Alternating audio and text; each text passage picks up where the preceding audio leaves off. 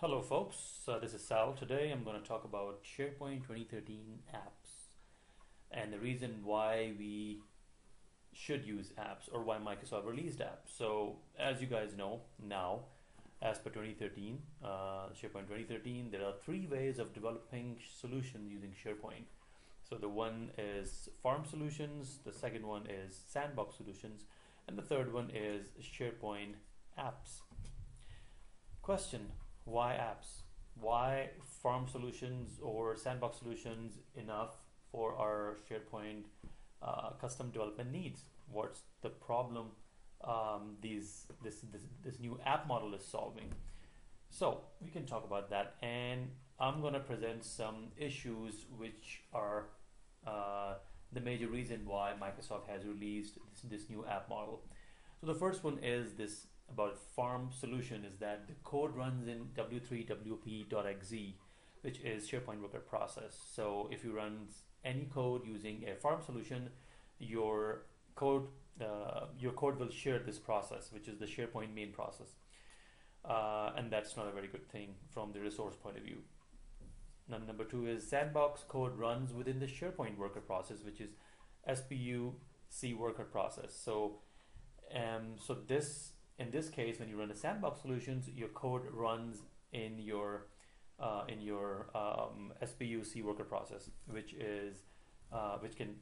So if you run any code in your solution, your code can do anything. So let's say if a site admin has a new feature and he don't know much about the code and he don't know much about the security of the code, but he trusts the solution, that code can run and do anything, and I'll tell you how that happens.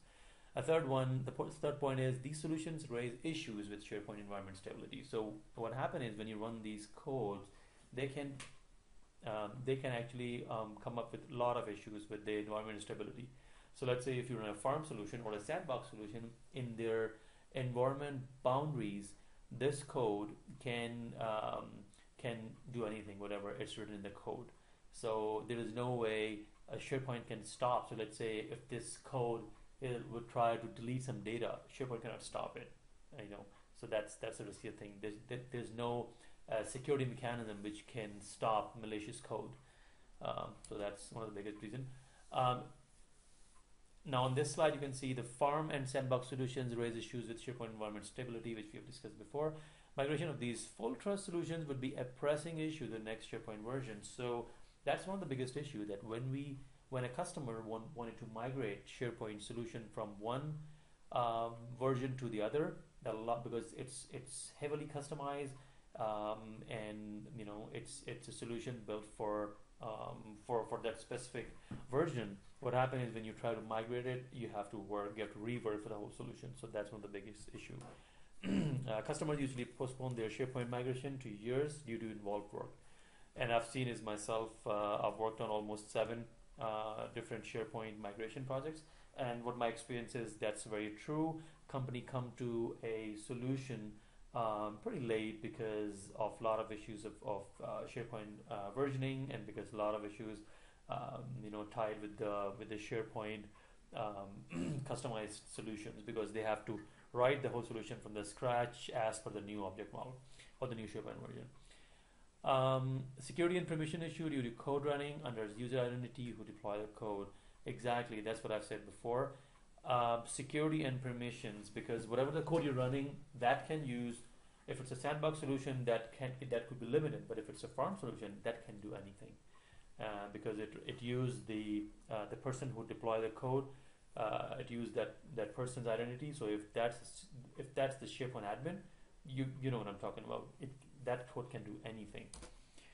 The sandbox solutions can be harmful for the site collections they are the part of, and no data safety feature can stop from destroying site collections content if code wants to do. As I said before, any code which is not safe can do harm. Sandbox solutions are partially safe. That's one of the biggest myths in SharePoint developers.